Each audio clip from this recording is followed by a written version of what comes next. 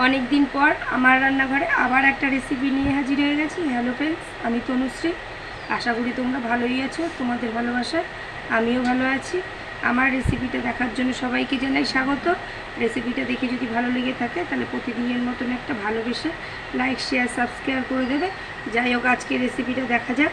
আজকের রেসিপিটার নাম হচ্ছে, দেখো, চিংড়ি মাছের মাথা আমি কেটে কেটে রেখে দিয়েছি। চিংড়ি মাছের মাথার যে ময়লাগুলো ছিল ভালো করে ধুয়েও নিয়েছি। এই দেখো, এটাকে বেটে চিংড়ি মাছের মাথা বড়া বানাবো। তারই রেসিপি কীভাবে করি সেটাই তোমাদের কাছে নিয়ে এসেছি। চিংড়ি মাছের মাথা, তার সাথে লাগবে কালো জিরে, চালের গুঁড়ো, বেসন, কোচানো লঙ্কা, কোচানো পেঁয়াজ, তার সাথে তো নুন, হলুদ, তেল সবই লাগবে, দেখতেই পাবে। শিলনোড়া পেতে নিয়েছি, শিলনোড়াতেই বেটে নেবো চিংড়ি মাছের মাথাগুলোকে আমি।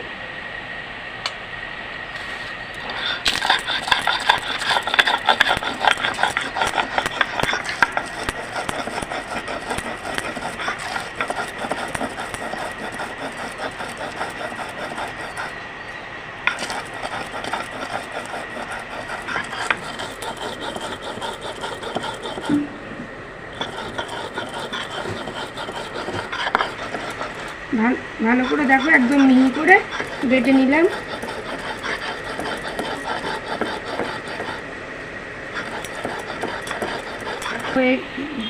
বাটা হয়ে গেছে।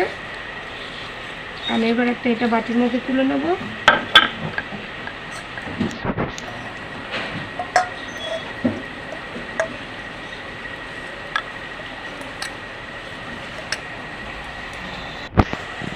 দিয়ে দেবো বেসন,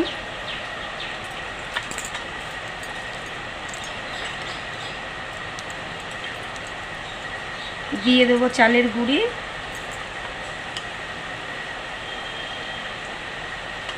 এই চিংড়ি মাছের বড়াটা ছোটোবেলায় আমার মা আমাদের করে খাওয়াতো। তখন দেখেছি মাকে চাল ভিজিয়ে রেখে শিলনোড়ায় একসাথে বেটে নিত, কিন্তু এখন তো মিক্সির চল হয়ে গেছে, অনেক সুবিধা। ওই জন্য আমি মিক্সিতেই গুঁড়ো করে নিয়েছি। তোমরা চাইলে চাল ভিজিয়ে একসাথে বেটেও নিয়ে নিতে পারো। এবার দিয়ে দেবো কালো জিরে চালের গুঁড়ি আর বেসনের মধ্যে। তার মধ্যে দিয়ে দেবো কোচানো পেঁয়াজ, লঙ্কাও,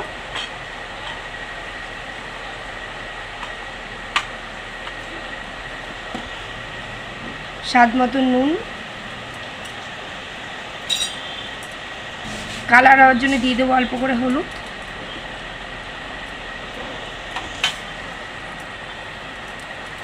সব সমেত ভালো করে মেখে নেব।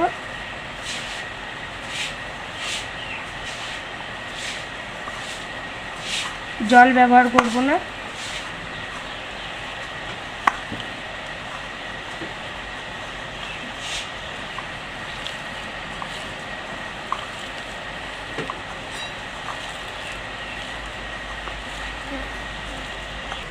গ্যাস অন করে ছোট ফ্রাই প্যান কড়াই বসিয়ে দিলাম। দিয়ে দেব ওর মধ্যে সরষের তেল। বোতলের এটা গাটা, তেল গরম হয়ে গেছে, তেলের মধ্যে দিয়ে দেবো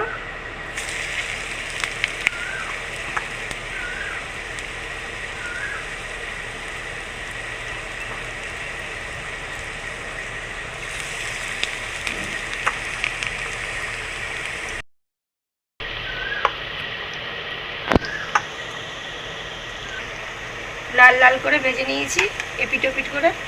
এবার আমি তুলে নেব।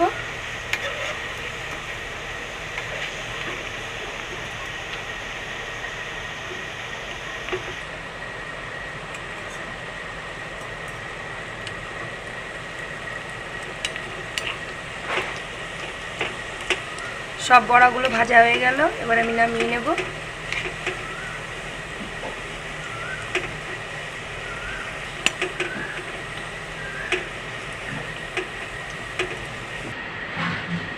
বন্ধুরা, চিংড়ি মাছ তো বাড়িতে সবারই মোটামুটি আসে। একদিনকে তোমরা বাড়িতে এরকম করে খেয়ে দেখতে পারো, দারুণ লাগবে। এটা আমার মায়ের রেসিপি, মায়ের থেকেই শিখেছি। মা ছোটোবেলায় খুব আমাদের করে খাওয়াতো। তাই তোমাদের কাছে বলছি, গরম গরম ভাত, ডাল আর এই গরম গরম যদি এই চিংড়ি মাছের মাথার বড়া হয়, আর সাথে কিছু লাগবে না, একতলা ভাত খেয়ে উঠে যাবে। তাই আমি তো বলেই থাকি আবদার করে তোমাদের সাথে যে একদিনকার করে খেয়ে কেমন হয়েছে সেটাও তোমরা কমেন্ট করে জানাবে। ভালো থাকবে, সুস্থ থাকবে। Thank you.